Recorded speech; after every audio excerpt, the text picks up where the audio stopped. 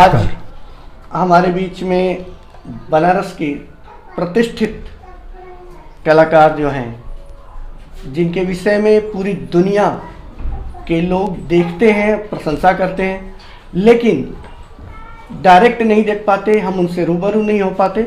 हम उनकी कृति का रसास्वादन करते हैं और उनकी कृति का रसास्वादन करते हुए न जाने कहाँ कहाँ हिंदुस्तान के किन किन प्रदेशों में लोग उनका भी गुणगान करते हैं। जहाँ जहाँ भगवान श्री राम का नाम गूंजता है, जहाँ जहाँ भगवान श्री कृष्ण का नाम गूंजता है, वहाँ वहाँ कहीं न कहीं श्री बच्चेलाल प्रजापति जी भी एक सेवक के रूप में, एक साधक के रूप में उपस्थित रहते हैं।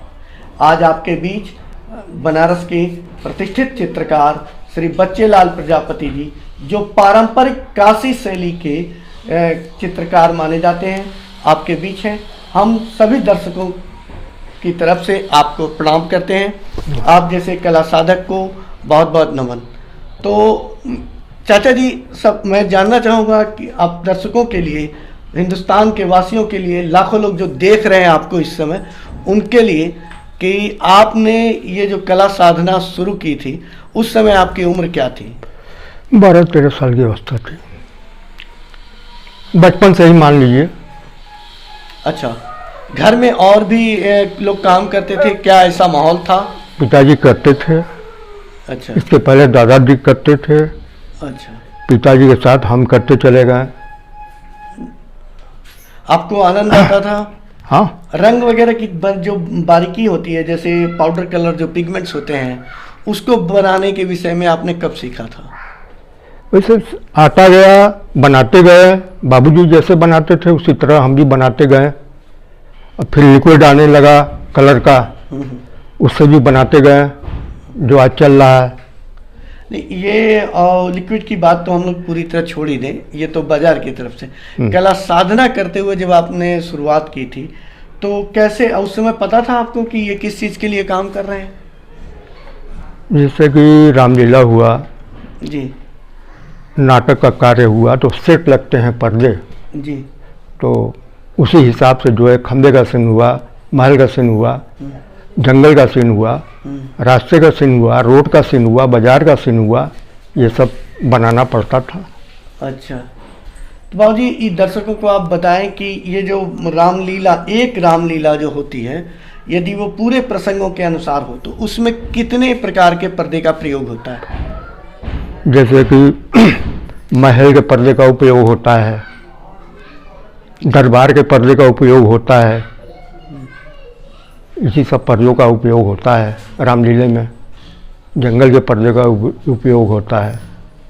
अच्छा, तो चाचा जी, आप ये बताएं कि रामलीला के पर्दे में कितने प्रकार के पर्दे बनाते हैं एक बार की लीला के पूरे मंचन के लिए? करीब होते हैं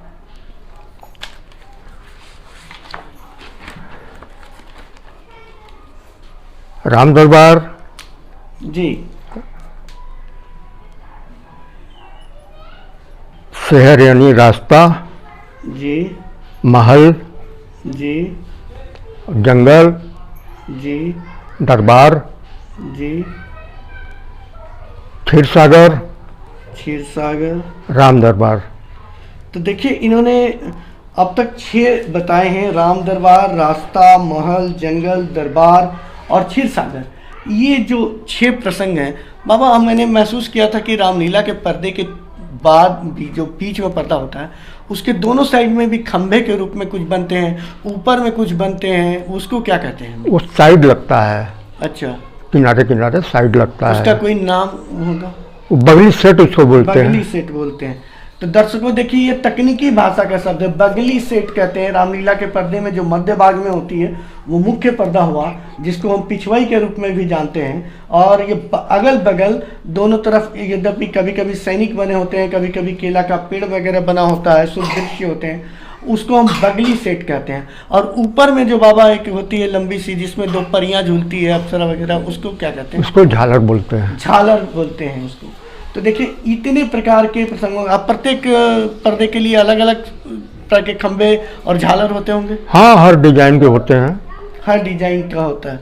तो दर्शकों को आप दिखाना चाहेंगे अपनी कुछ कृतियाँ भी कभी कभी अभी? तो देखिए आपके सामने प्रस्तुत है ये सब उनकी कृतियाँ। मैं एक झलक में आपको दिखाता जा रहा हूँ, आप इसका रसास्वादन करें। कितने प्रकार के दृश्य मैंने अभी आपको दिखाए हैं।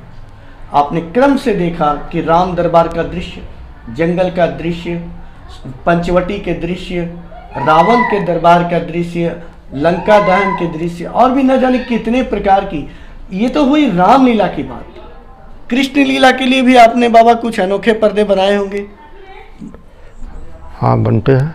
तो उसमें भी कुछ अलग अलग होते हैं क्या? जैसे रासलीला का सीन हुआ, रासलीला, और आपका जैसे घाट पे भगवान कृष्ण जी राधिका जी खड़ी हैं, लोग उनके सेवा में, कुछ सहेलियां इधर से कुछ सहेलियां इधर से जो है उनका दर्शन करते हुए जो है दिखाया जाता है उसमें। अच्छा, और वो बाकी जो जैसे भगवान श्री कृष्ण का जब जन्म होता है, कंस के दरबार से इधर जब आती हैं, नदी को पार करके वासुदेव जी लेकर आते हैं, क्या उस संदर्भ में भी जेल परिदृश्य वगैरह का भी कुछ पर्दे बनते रहे हैं क्या? हाँ बिल्कुल। अच्छा। मथुरा से जब गोकुल ले जा रहे थे जी जी वासुदेव जी, तो वो भी सीन बनता है। वो भी सीन बनता है। हाँ। अच्छा, ये परिवार में कितने सदस्य के लोग आप के इस पीढ़ी में यहाँ पे काम कर रहे हैं? बनारस में कब से काम कर रहे हैं? बनारस में तो बस बताया ना आपसे, 12-13 साल की अवस्था से इसमें लगे हुए हैं। आप उसके पहले भी?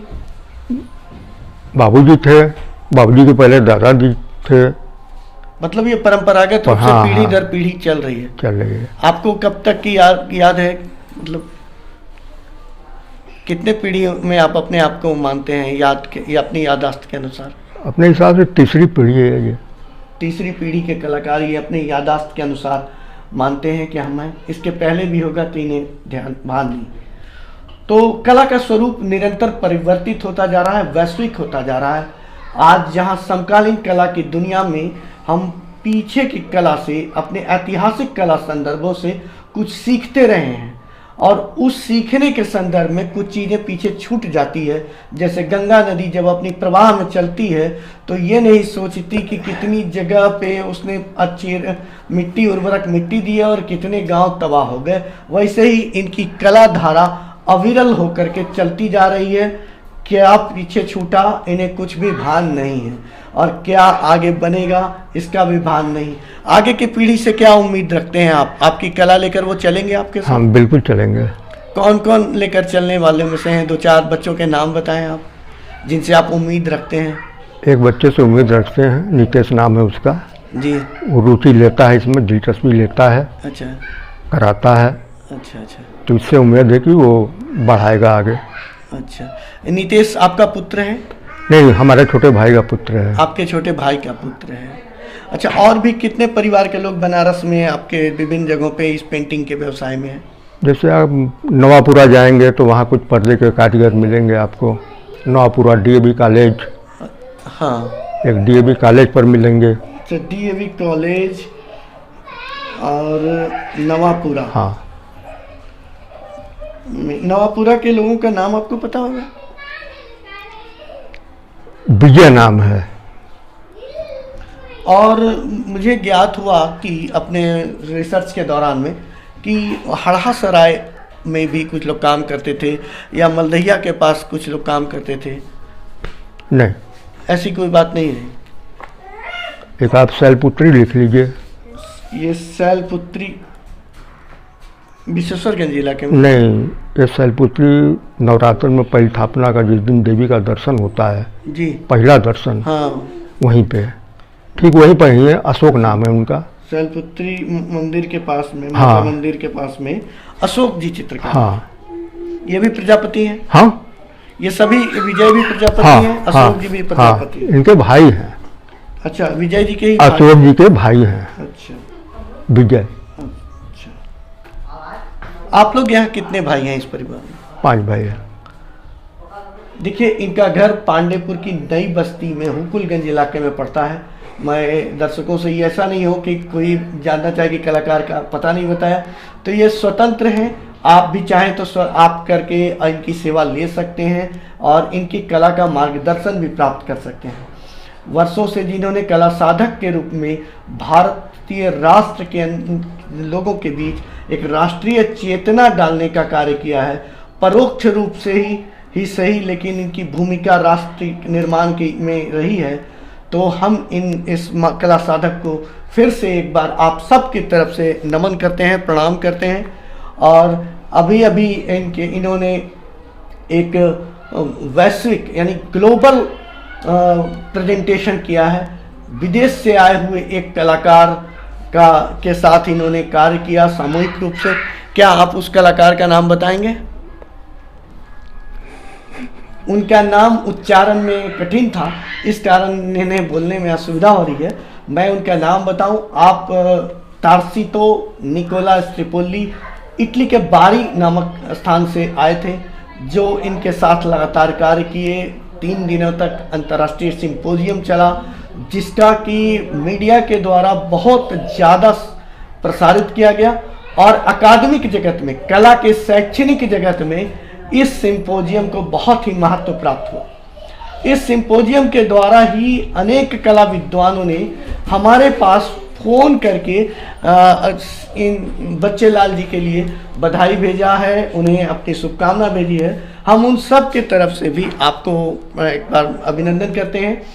और चाचा जी, अब आप फिर से दर्शकों को आप बताएं कि जो कलर आप प्राकृतिक रंग जो यूज करते थे, उन रंगों में कौन कौन से रंग थे, उनके नाम बताएंगे उन रंगों के आप? पीला, लाल। पीला, लाल, ये सब तो बाबा जनरल नाम है। वो तकनीकी भाषा में जैसे आप खरीदने जाते थे, जैसे बोलते थे कि हिंगुल होगा या क्या होगा, वैसे नाम बताएं। लिक्विड के नाम से लिया जाता है आजकल। आजकल ना, पहले वाला बताएं ना। खड़िया लेते होंगे, जिंक लेते होंगे, वो सब नाम तो बड़ी पुरानी चीज़ है। हाँ, तो वही तो बताना है ना। प्योरी लिखिए। हाँ, प्योरी होता है, लिखिए, बताएं, दर्शकों को बताएं, सब ज्ञात है। रंग का नाम बताना। गुलाली, हाँ, प्योरी, गुलाली, हरा, ये कुछ एक रंग है। देखिए, जब काम करने वाला व्यक्ति होता है ना, कर्म भूमि में जब बैठता है, युद्ध भूमि में, तब उसे सारे अस्त्र शस्त्र सामने दिखाई देते हैं। ये नाम भी क्या, तो ये जो रंगों के नाम हैं, मैं आपको बता दूं स्पष्ट रूप से, आज शुरू से बचपन से सब आर्ट कॉलेज के लोग भी पढ़ते हैं इस चीज़ को।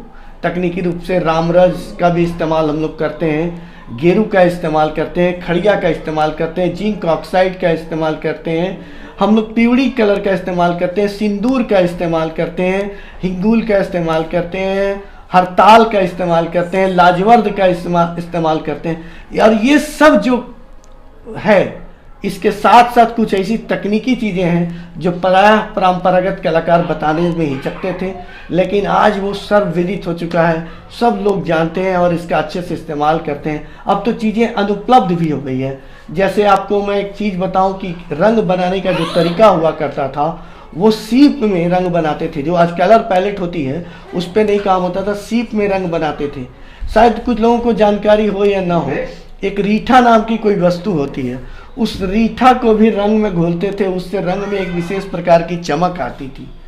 ठीक है, कुछ ऐसे बारीक तकनीक वाला काम आभूषण निर्माता भी करते हैं। उन आभूषण निर्माताओं, खासतौर से गुलाबी मीनाकारी में मैं बताऊं तो उसमें आपको एक फल है जिसे हम लोग अनार के नाम से जानते हैं। अनार के रस का प्रयोग मीनाकारी में प्रयोग होता है। तो देखिए कितनी सादगी से चीज़ें होती हैं, लेकिन जीवन इनका इतना सहज हो चुका है, तपस्या करते करते इतने इन चीज़ों से ऊपर उठ गए हैं कि अब बस काम करने की धुन इनको लगी रहती है। देखिए बैठे हुए हैं लेकिन लगता है कि सो रहे हैं। इसका कारण यही है कि मैं इनको काम करते करते उठा कर अभी लेकर आया हूँ, और ये सौभाग्य है हमारा कि इन्होंने समय दिया हमारे लिए, स्टूडियो से हट करके समय दिए। तो एक बार फिर से हम इनसे रूबरू होते हैं, आगे की जानकारी हम लेते हैं। बाबा, ये जो पर्दे का प्रयोग होता है आपका, तो ये लीला के अलावा और कहाँ कहाँ उपयोग में लाते हैं? स्टूडियो के अंदर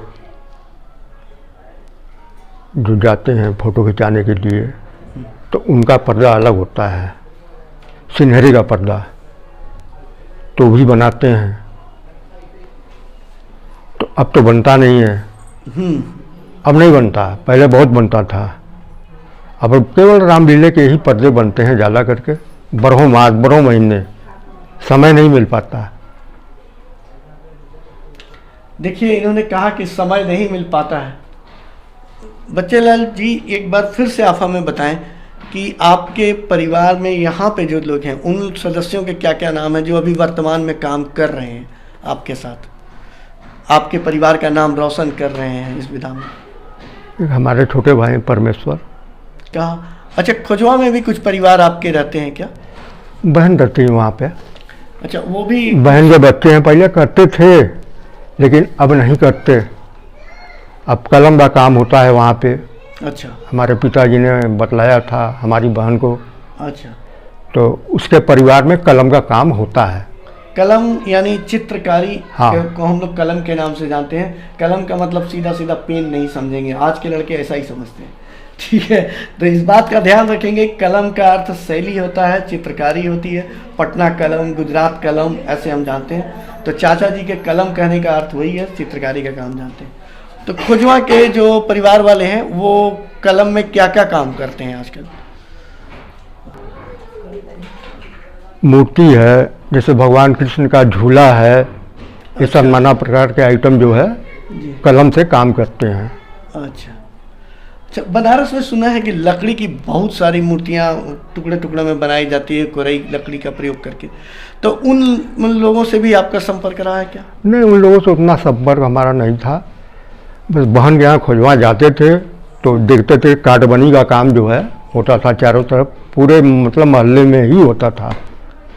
अच्छा, तो उन मूर्तियों को रंगने वाले चित्रकार कौन थे? वही खुजवा। खुजवा में ही रहते? हाँ। तो वो लोग आपके परिवार में नहीं आते थे? नहीं, खाली हम अपने बहन का मतलब परिवार घर बतला रहे हैं कि उनके यहाँ, हमारे यहाँ का सिखाया हुआ जो है बहन के परिवार में सभी लड़के बच्चे सब मिलजुल करके करते हैं। कौन कौन है उनके कुछ के सदस्यों के नाम बता दें आप। बचाऊ लाल, अच्छा, और आपका हो गया रवि हो गया, अच्छा, लेडू हो गया, अच्छा, बब्बल हो गया, उसका नाम बब्बल है, मुनारे हो गया। तो देखिए, कई नाम उभर के आ रहे हैं दोस्तों, हम लोग जान भी नहीं पाए थे, बहुत रिसर्च में खोजना पड़ता है। बब्बल, मुनारे, और ये सब लोग गुप्त हैं अभी भी। भारत सरकार की योजना चल रही है ODOP, one district one project, GI tag की बात हम करते हैं, लेकिन हमारे ये कलाकार आज भी उससे कोसों दूर है।